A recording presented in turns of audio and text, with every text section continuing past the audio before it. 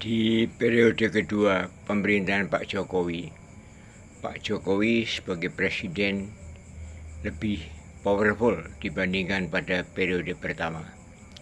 Ini disebabkan karena beberapa hal ya. Yang pertama adalah Pak Jokowi berhasil untuk merekrut ya Pak Prabowo menjadi salah satu menteri di kabinetnya Pak Jokowi, sehingga langkah ini sekaligus bisa mematikan atau bisa mengurangi ya polarisasi antara pendukung Pak Prabowo dengan pendukung Pak Jokowi. Ya, waktu itu begitu tajam polarisasinya, dan kalau itu dibiarkan berpotensi untuk menimbulkan konflik horizontal. Selain juga dengan merapatnya Pak Prabowo, itu juga mulai ada upaya Pak Jokowi untuk tidak begitu bergantung kepada PDIP.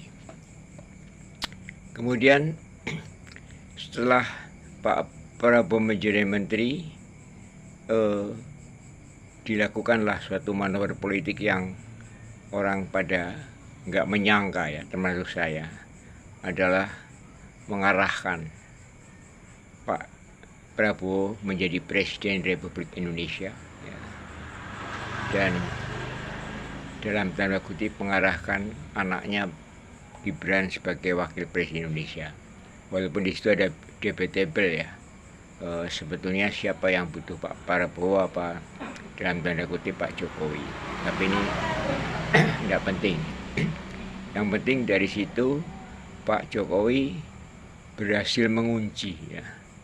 Dengan terpilihnya Pak Prabowo sebagai presiden pengganti Pak Jokowi mengunci Pak Prabowo dalam tanda kutip dan presiden-presiden sampai dengan 2045 dengan program-program yang dibuat jangka panjang oleh Pak Jokowi, yaitu yang disebut dengan program Indonesia Maju sampai dengan tahun 2045. Yang pada intinya ada 3 program. Satu adalah program hilirisasi, ketahanan pangan, dan ketahanan energi. Kemudian Pak Prabowo menambah program MBG dan program Koperasi Merah Putih, sehingga lengkaplah kekuatan politik Pak Jokowi plus Pak Prabowo dalam mendikte dalam tanda kutip lagi ya